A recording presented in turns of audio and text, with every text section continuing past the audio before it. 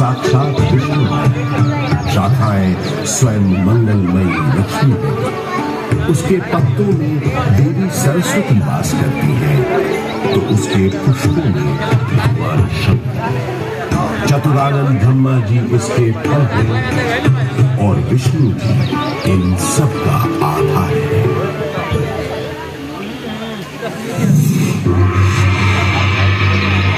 गौतम बुद्ध के काल में भी प्रयाग का बड़ा महत्व था। इसका एक बड़ा साक्ष्य है यहाँ उपस्थित अशोक की लाट। सम्राट अशोक का संदेश तो इस स्तंभ पर अंकित है ही। गुप्त काल के शक्तिशाली राजा समुद्रगुप्त का प्रयाग प्रशस्ति अभिलेख भी इसी स्तंभ पर खुदा है। 16वीं शताब्दी के अंत में सम्राट अशोक का ये स्तंभ उस किले का हिस्सा बन गया जिस किले का निर्माण संगम के किनारे मुगल बादशाह अकबर ने करवाया था। बुद्धं शरणं गच्छामि, धम्मं शरणं गच्छामि, संघं शरणं गच्छामि।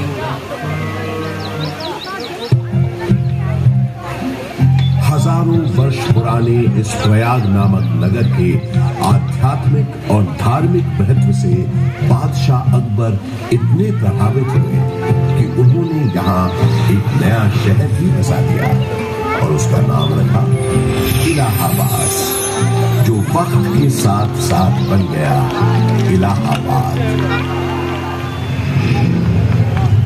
अपनी भौगोलिक स्थिति, सुंदर आबोहवा और राजनीतिक महत्व की वजह से इलाहाबाद ब्रिटिश हुक्मरानों को भी बेहद पसंद आया और कुछ ही समय में ये शहर ब्रितानी हुकूमत का एक महत्वपूर्ण केंद्र बन गया। इलाहाबाद हाईकोर्ट इसका एक जीवंत उदाहरण है। देश के 4 उच्च न्यायालयों में से तो एक ये है ही। इसके अलावा अनेक महत्वपूर्ण और ऐतिहासिक फैसले देने का श्रेय भी इस न्यायालय को जाता है। शिक्षा के प्रसार के लिए अंग्रेजों द्वारा बनाया गया इलाहाबाद विश्वविद्यालय इस शहर को उनका दूसरा महत्वपूर्ण योगदान था।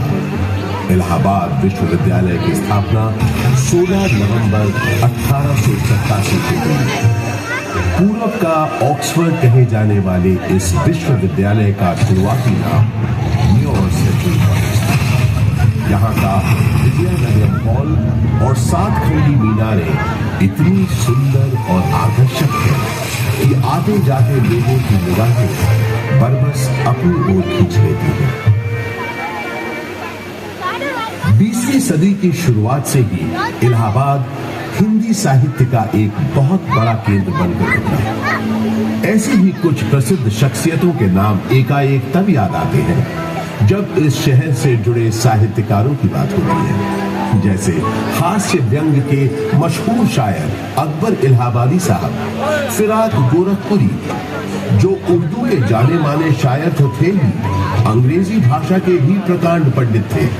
महादेवी वर्मा हिंदी की सशक्त कवियत्री जो आधुनिक मीरा के नाम से भी जानी गई। सुमित्रा नंदन पंत हिंदी साहित्य के छायावादी युग के महत्वपूर्ण स्तंभ।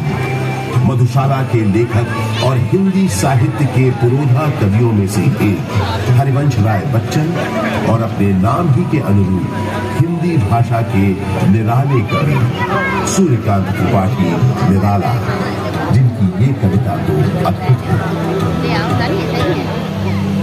देखा मैंने उसे इलाहाबाद के पथ पर, वो तोड़ती पत्थर, चढ़ रही थी धूप गर्मियों के दिन। दिगा का टमटमाता रूप, उठी झुलसाती हुई लू, हुई जो जलती हुई धूप, गर्द चिंगी छा गई, रात हुई दोपहर। वो तोड़ती पत्थर, देखा मैंने उसे इलाहाबाद के पथ पर, देखा मैंने उसे इलाहाबाद के पथ पर। कला और साहित्य के साथ साथ राजनीति का भी खास गढ़ रहा है प्रयागराज। स्वतंत्रता स्वतंत्रता संग्राम के अनेक शूरवीरों और गणमान्य व्यक्तियों का नाता इस शहर से रहा है, जैसे पंडित मोतीलाल नेहरू, राजश्री पुरुषोत्तम दास टंडन, महामना मदन मोहन मालवीय आदि। स्वतंत्र भारत के पहले प्रधानमंत्री पंडित जवाहरलाल नेहरू का जन्म इसी शहर में हुआ था। उनका घर आनंद भवन स्वाधीनता संग्राम की गतिविधियों का एक बड़ा केंद्र था, जिसकी वजह से प्रयागराज भी आजादी की लड़ाई का एक महत्वपूर्ण हिस्सा बन गया। आजादी की बातें करें तो मुझे याद आता है सन 1857 का स्वाधीनता संग्राम, जिसका गवाह मैं खुद रहा। अनेकों भीषण लड़ाइयां मैंने देखी।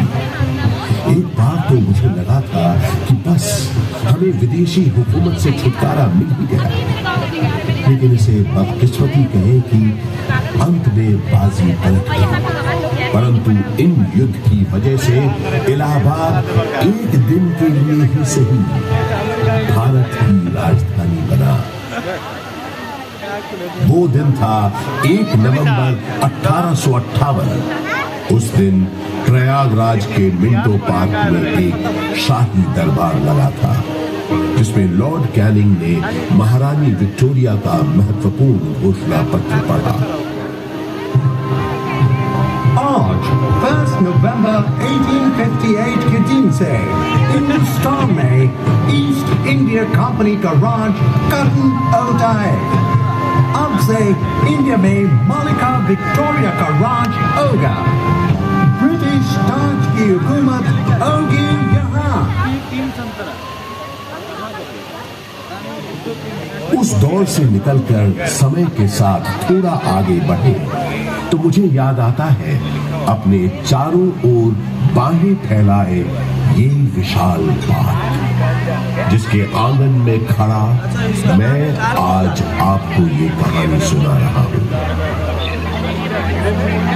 बात सन 1870 की है, जब एडिनबर्ग के ड्यूक एल्फ्रेड साहब इलाहाबाद आए थे। उन्होंने यहां आकर 133 एकड़ के इस बड़े से भूखंड पर एक विशाल पार्क का शिलान्यास किया था। उन्हीं के नाम पर तो इस पार्क का नाम पड़ा है एल्फ्रेड पार्क। ब्रितानवी हुक्मरानों ने इस पार्क के भीतर कई एक महत्वपूर्ण इमारतों का भी निर्माण करवाया। अब जैसे कि ये मशहूर गवर्नमेंट पब्लिक लाइब्रेरी। इलाहाबाद के उस जमाने के कमिश्नर फ्रांसिस ऑटवे मेन एक लाइब्रेरी बनवाना चाहते थे, जिसके लिए उन्होंने मशहूर आर्किटेक्ट रिचर्ड रॉस्किल बेन को बुलवाया और कहा, बेन, हमने तुमको बोला था ना, हमको एक लाइब्रेरी बनाने का है। I remember, sir. आपने बताया था आपका डियर फ्रेंड और इलाहाबाद का एक्स कमिश्नर मिस्टर कटबर्ट बेंसले थॉर्नहिल का मेमोरी में आपको एक लाइब्रेरी बनवाना है, राइट? यस, थॉर्नहिल खुद एक बहुत काबिल टाउन प्लानर था। आधा इलाहाबाद उसी ने प्लान किया है। ये लाइब्रेरी उसकी मेमोरी को बिफिटिंग ट्रिब्यूट होना चाहिए। ओह, आप बिल्कुल बेफिक्र रहें सर। मेरे दिमाग में स्कॉटिश बैरोनियल रिवाइवल स्टाइल की एक ब्यूटीफुल बिल्डिंग का प्लान है, जो एकदम परफेक्ट होगा ट्रिब्यूट देने के लिए।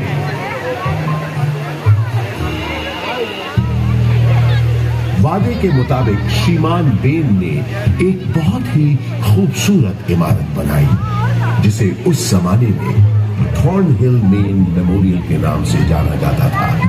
और आज हम इस शानदार इमारत को गवर्नमेंट पब्लिक लाइब्रेरी के नाम से जानते हैं। यहाँ इस लाइब्रेरी में लगभग 1.25 लाख से भी ज्यादा किताबें और अन्य ऐतिहासिक दस्तावेज मौजूद हैं।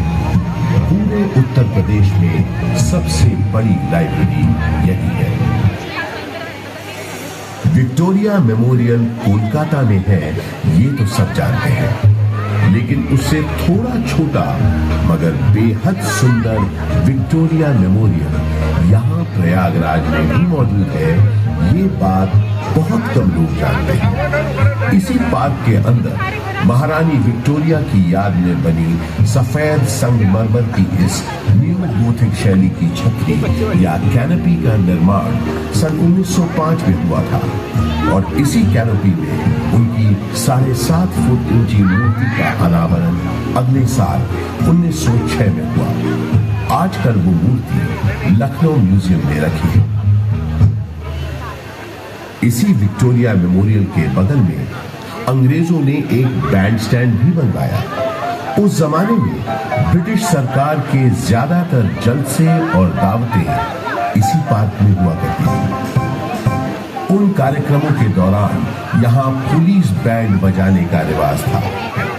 इस संगीत का आनंद अंग्रेजों के साथ साथ कुछ रईस और रसूखदार इलाहाबादी भी लेते थे। ऐसा माना जाता है कि ये बैंड स्टैंड अंग्रेजों को एक बंगाली सज्जन बाबू नीलकमल मित्रा ने भेंट किया था।